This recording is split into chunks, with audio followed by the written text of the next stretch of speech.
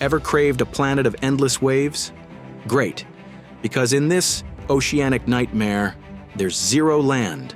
Stick around for survival strategies on floating cities, the fate of biodiversity, and the unstoppable storms that make this watery realm a real thrill ride, not a speck. No beaches, no continents, just relentless water. Sound fun? Let's unravel why this watery wonderland might be the biggest slip and slide of doom you never asked for. Let's start with how our beloved Earth got here. One day in this hypothetical fever dream, those meddling tectonic plates decided to take a permanent vacation. Instead of forming continents or gently rearranging land masses, they opted to sink every last scrap of rock beneath thousands of meters of water. Poof. No more Appalachian Mountains, no more Himalayas, not even a sad little island. Every piece of crust that once poked above the waves is now the best-kept secret of the seafloor. But wait, you protest. Wouldn't that mean a different gravitational equilibrium, new distribution of mass? Sure, if you actually care about scientific rigor. But since we're gallivanting through a world that's basically an oversized fish tank, let's just accept that everything is covered in water. Science can watch from the sidelines, rolling its eyes in exasperation. So, here we float, on a glorious globe covered by one massive ocean. No land to rest your weary feet on. Hope you don't get seasick. And if you're imagining scenic coral reefs under the sunshine, brace yourself. Those might exist near the surface, but the sheer size of this endless sea means it's deeper, darker, and more terrifying than your usual earthly Atlantic or Pacific. Sunlight penetrates a few hundred meters at best, barely a glimmer compared to the nearly 11,000-meter abyss of the Mariana Trench, Earth's deepest known chasm. Below that, just the pitch-black void where bioluminescent jellyfish glow like little neon nightmares, and where you'd definitely get crushed by the pressure if you tried to say hello. It's quite the exhilarating concept. Forget warm beaches and palm trees. Fish with razor-sharp teeth drifting around in the inky darkness are your new neighbors. Now, about the weather. You think hurricanes are bad now, with puny land masses to break them up? Imagine a planet with uninterrupted oceans. Storms can ramp up to truly epic proportions, swirling across the entire globe with nothing to slow them down. But we'd get advanced warning from satellites, you exclaim. Satellites?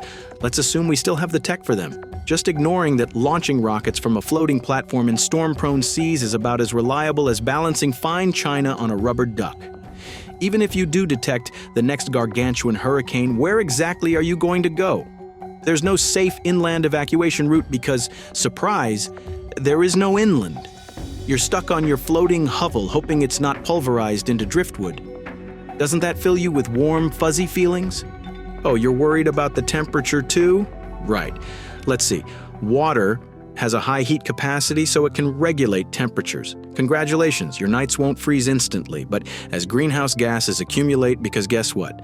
You're still burning fuel to keep your floating tin can afloat, the oceans might heat up, leading to even more chaotic weather patterns and maybe a delightful meltdown of any leftover ice at the poles, assuming there are any poles left worth mentioning.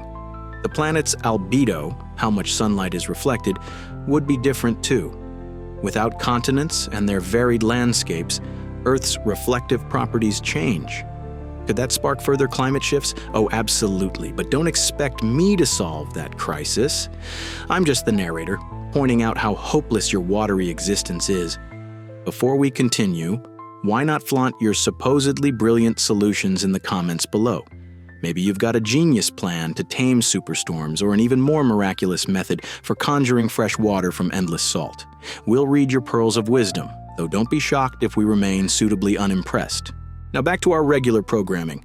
Oh, but there's more. Let's talk about oceanic dead zones. They form when nutrients like the runoff we once had from rivers cause massive algae blooms that eventually deplete oxygen.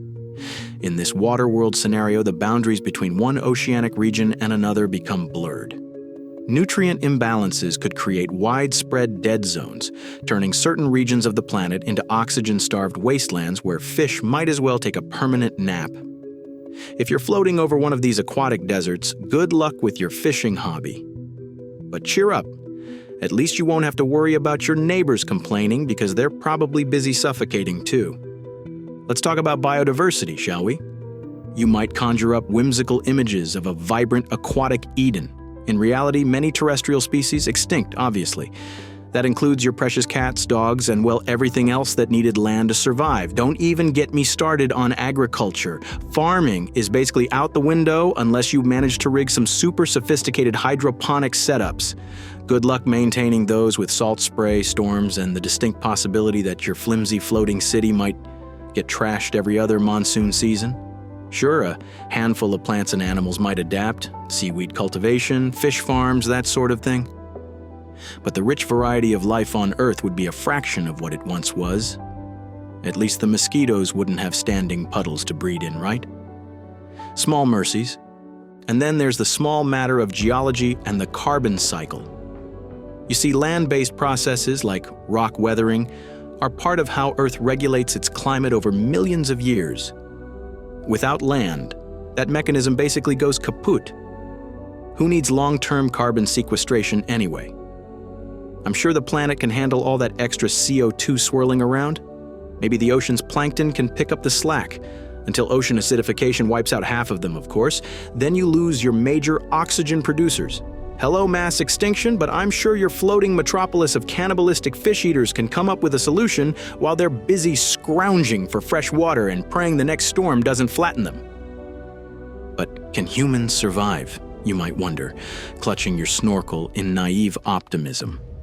Shifting from the environment's bleak overview to the realm of human adaptation, let's assume our cunning species decides to build floating cities. Why not? Giant platforms bobbing on the surface, interconnected by precarious walkways that could be swept away by the next superstorm. Picture an entire civilization perched on rafts, tin shacks, or maybe fancier structures, because apparently we're geniuses at ignoring the perils of saltwater corrosion. Freshwater. Good luck with that. You'll have to distill ocean water or rely on the occasional rainfall, so maybe don't wash your hair too often. Powering these cities would be a whole other circus. Solar panels? Sure, they'll work. Until the next wall of angry clouds sweeps in. Wave turbines? Potentially brilliant provided they're not destroyed by, an epic wave. Then there's geothermal energy from hydrothermal vents, which sounds exciting right up until you realize submerging yourself near scorching volcanic fissures might be a gamble. So, yes, we'd keep tinkering with patchwork energy solutions while praying we don't short-circuit our entire community. As for food, your diet will be fish, fish, and more fish. Are you squeamish about mercury levels? Too bad.